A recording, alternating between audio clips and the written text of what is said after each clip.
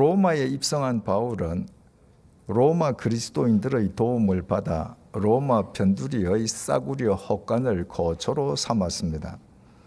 미결수인 바울의 한쪽 손목에 매인 쇠사슬은 그를 지키는 로마 군인의 한쪽 손목과 연결되어 있었습니다.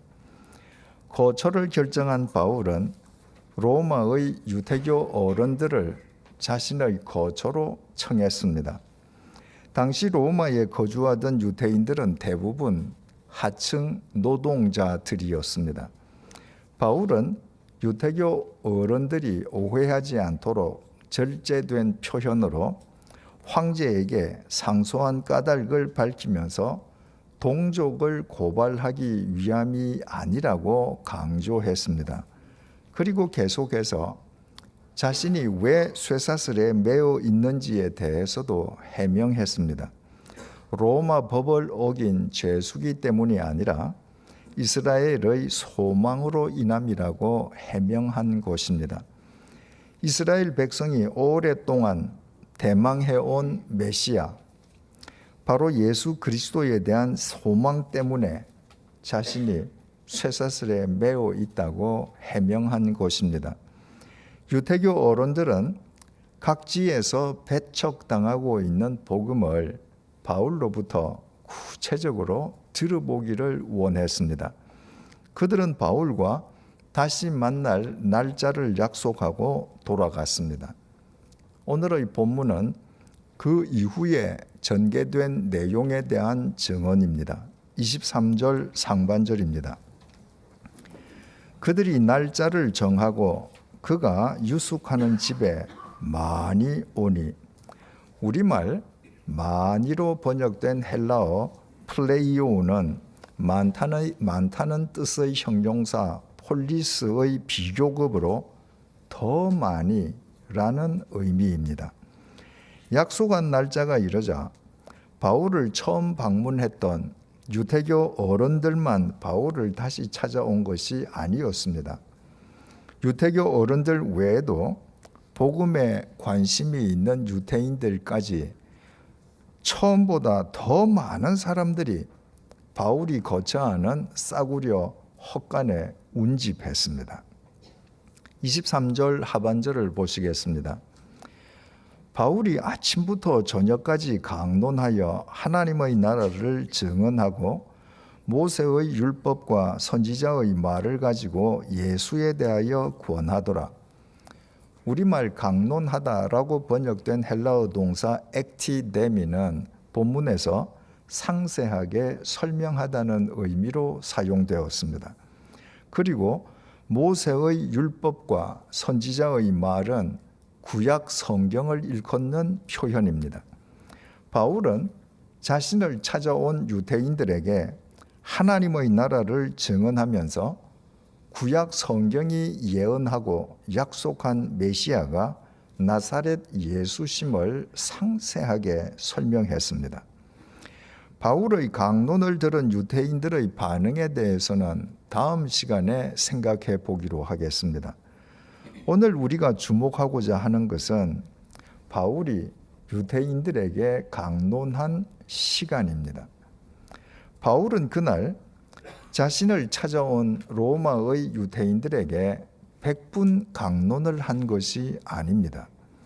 서너 시간 연속 강론을 한 것도 아니었습니다.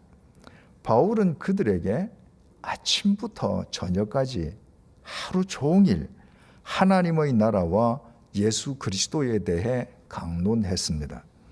우리말 아침으로 번역된 헬라어 프로이는 우리가 일반적으로 생각하는 아침이 아닙니다.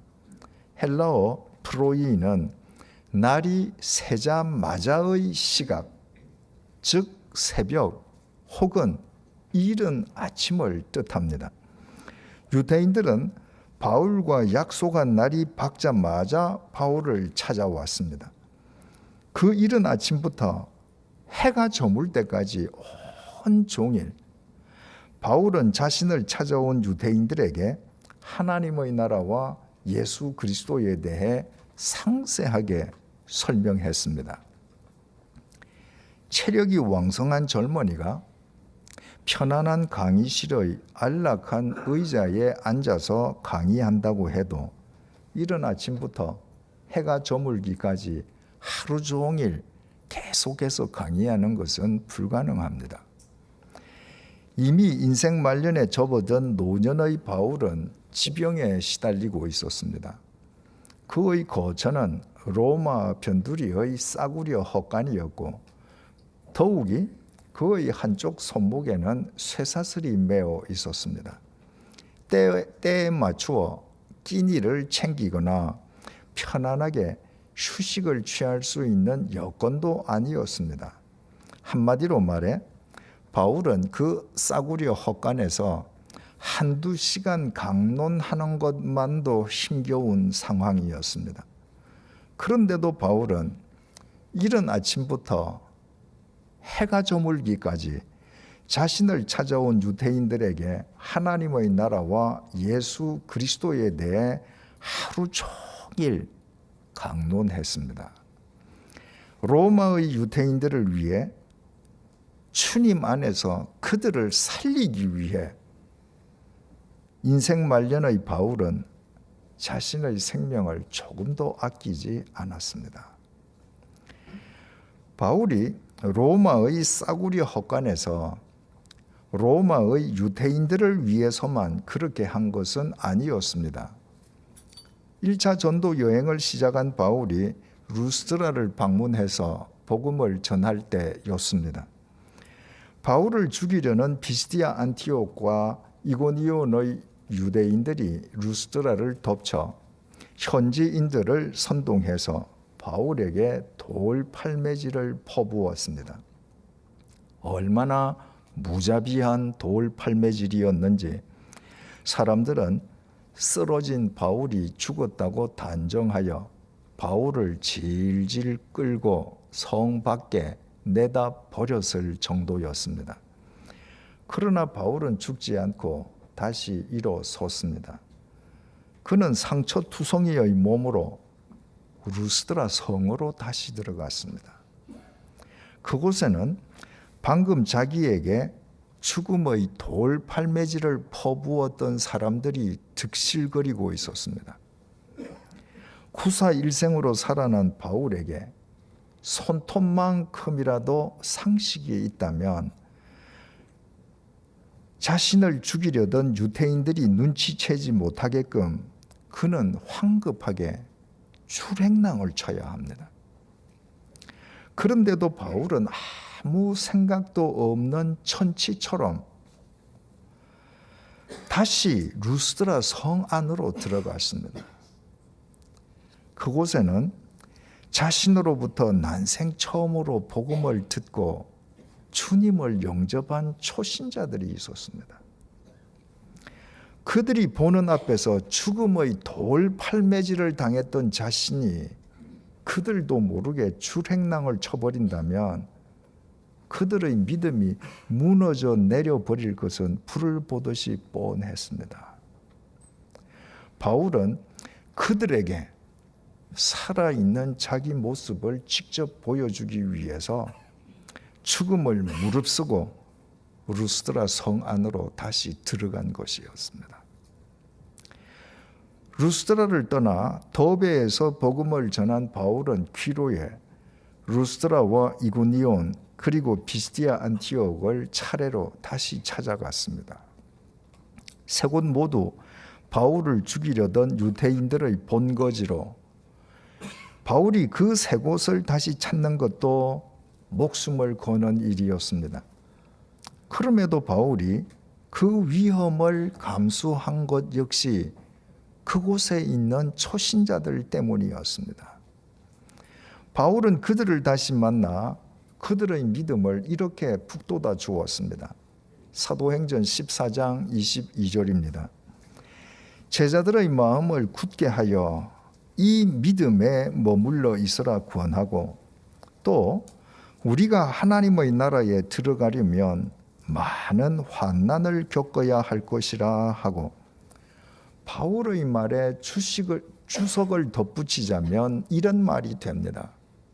형제 자매들이여, 내가 죽음의 돌팔매질을 당했다고 믿음이 흔들리지 마십시오. 이 어두운 세상 속에서 생명의 빛을 쫓기 위해서는 반드시 어둠의 도전과 반발을 겪어야만 합니다. 그러나 우리 주님은 살아계십니다.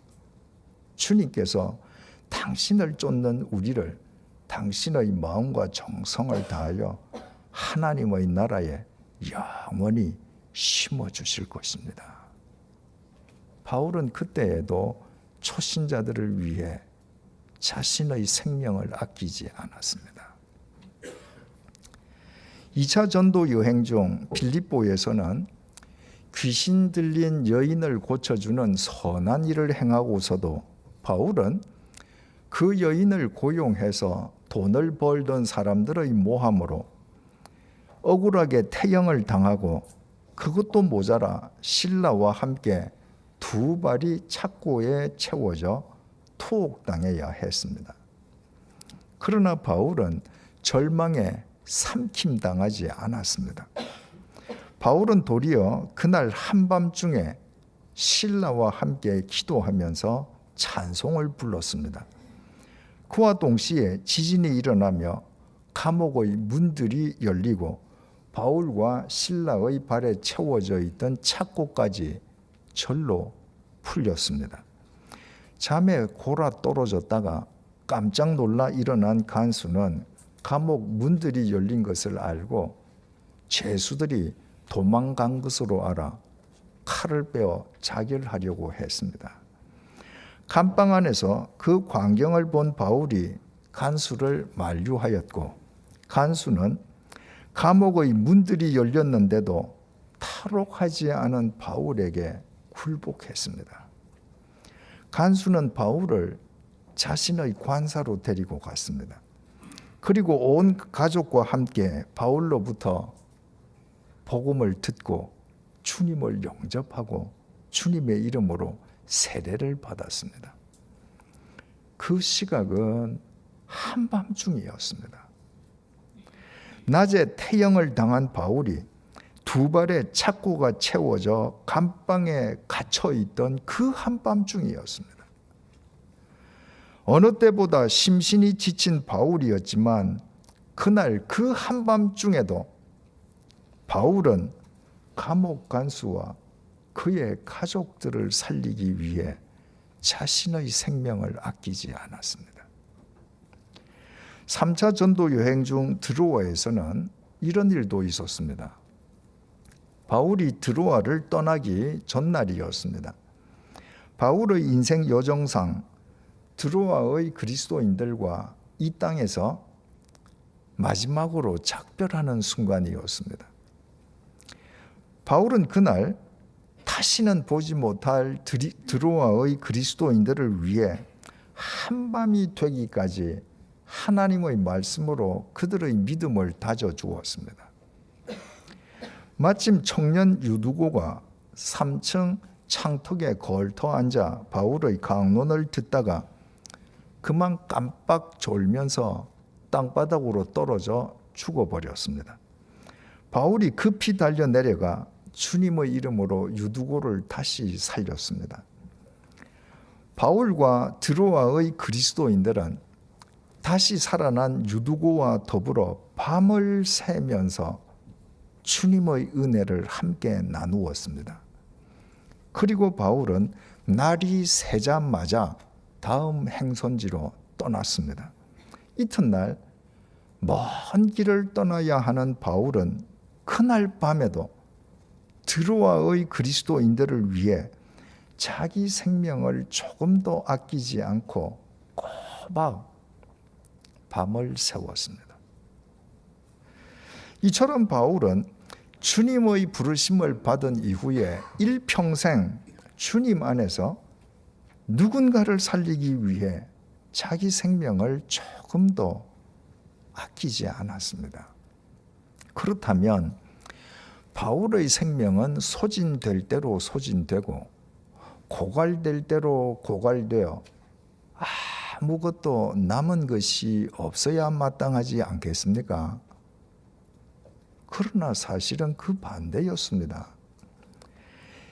일평생 누군가를 위해 자신의 생명을 조금도 아끼지 않았던 바울의 생명은 고갈되기는커녕 오히려 영원한 생명으로 승화되어 지금도 밤하늘의 별처럼 빛나고 있습니다. 이것이 생명의 신비요 역설입니다. 계속 흘러가면서 누군가 필요로 하는 사람에게 자신을 생명수로 공급해 주려는 시냇물은 어떤 경우에도 썩는 법이 없습니다. 그러나 시내에서 빠져나와 자기를 위해 스스로 웅덩이에 갇힌 물은 반드시 썩고 맙니다.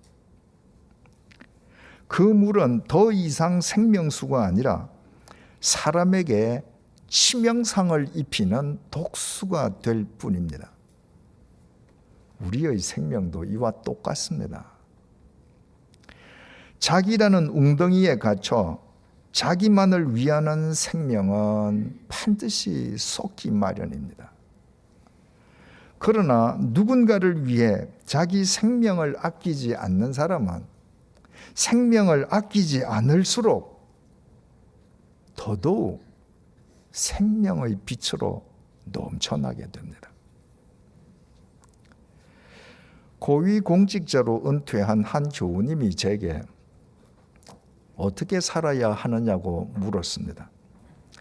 주위 사람들은 골프도 치고 등산도 하면서 노후를 즐기라고 하지만 그분에게 그런 여생은 의미가 없어 보였습니다. 하지만 의미 있는 여생이 어떻게 사는 것인지는 딱히 알 수 없어 제게 질문한 것이었습니다. 저는 그분에게 지금부터 그동안 쌓아온 경륜과 역량을 누군가에게 나누어 주는 삶을 살라고 했습니다. 나의 재능을, 나의 경륜을, 나의 역량을 누군가에게 나누어 주려는 마음을 품으면 그때부터 그 대상이 보입니다. 그리고 내 생명의 의미는 내가 아니라 다른 사람을 통해 드러나게 됩니다. 내가 누군가를 위해 내 생명을 아끼지 않기 시작하면서 나의 웅덩이에 갇혀 썩어 문드러지던 내 생명이 비로소 참된 생명의 가치를 지니게 되는 까닭입니다. 제가 개인적으로 인연을 맺고 있는 보육원이 있습니다. 보호자가 없는 아동들을 보호, 양육, 교육하는 아동보호시설입니다. 저는 오래전부터 그 보육원에 입소하는 갓난아이들의 이름을 지어주고 있습니다. 그동안 제가 이름을 지어준 수많은 아이들 가운데에는 특별히 잊을 수 없는 아이들이 있습니다.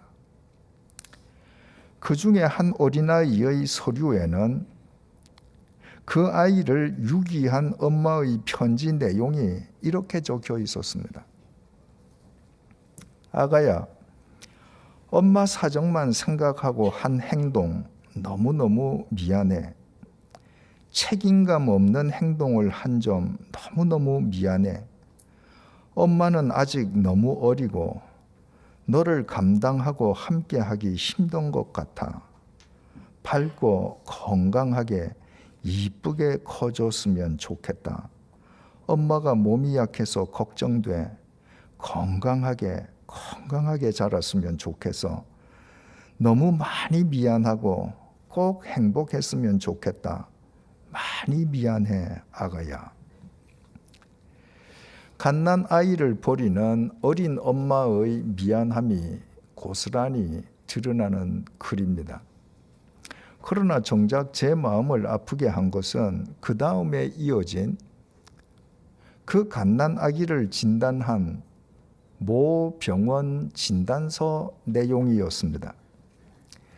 상기 환아는 선천성 매독으로 일주일 동안 본 병원 소아과에 입원 치료하였으며 추후 지속적인 경과 관찰이 필요함. 선천성 매독을 타고난 아이는 성장하면서 일반적으로 시력장애와 청각장애를 일으킬 뿐만 아니라 그 외 여러 부작용에도 노출된다고 합니다. 그리고 대개의 경우 지능도 낮다고 합니다. 그 가련한 아가의 어린 엄마는 자기 생명을 자기 웅덩이에 가두어 두고 자기를 위해 허투루 사용하였다가 그가 낳은 어린 아가의 미래를 위험에 빠뜨리고 말았습니다. 그 가련한 갓난 아기의 미래는 곧 그 아기를 낳은 어린 엄마의 미래이기도 합니다. 그 어린 엄마가 앞으로도 자기 웅덩이에서 벗어나지 못해 자기 생명을 자기를 위해 계속 허투루 사용한다면 그의 미래 역시 온갖 치명적인 장애와 맞닥뜨릴 수밖에 없을 것입니다. 자기 웅덩이에 갇혀 자기만을 위해 소진하는 생명은 반드시 썩어 자신과 타인에게 동시에 치명상을 입히는 독수에 지나지 않기 때문입니다. 예수님께서는 우리를 살리시기 위해 당신의 생명을 조금도 아끼지 않고 십자가의 제물로 죽임당하셨습니다. 그래서 죽음을 깨뜨리고 다시 사신 영원한 생명의 구세주가 되셨습니다. 그 주님의 부르심을 받은 바울은 일평생 주님 안에서 누군가를 살리기 위해 자신의 생명을 조금도 아끼지 않았습니다. 주님께서는 그 바울을 당신의 마음과 정성을 다하여 시공을 초월한 영원한 사도로 영원히 심어주셨습니다. 내 생명의 의미는 내가 아니라 다른 사람을 통해 드러나는 법임을 잊지 마십시다. 하나님께서 주신 천하보다 더 귀한 생명을 우리 자신의 웅덩이에 가두어 하루하루 썩어 문드러지게 만드는 어리석음에서 하루속히 탈피하십시다. 바울처럼 주님 안에서 누군가를 살리기 위해 우리의 생명을 조금 더 아끼지 마십시다. 누군가를 살리기 위해 우리의 생명을 아끼지 않으면 아끼지 않을수록 주님께서 당신의 마음과 정성을 다하여 우리의 생명을 더욱 빛나게 심어주실 것이요. 그 결과로 우리의 미래 역시 새로워질 것입니다.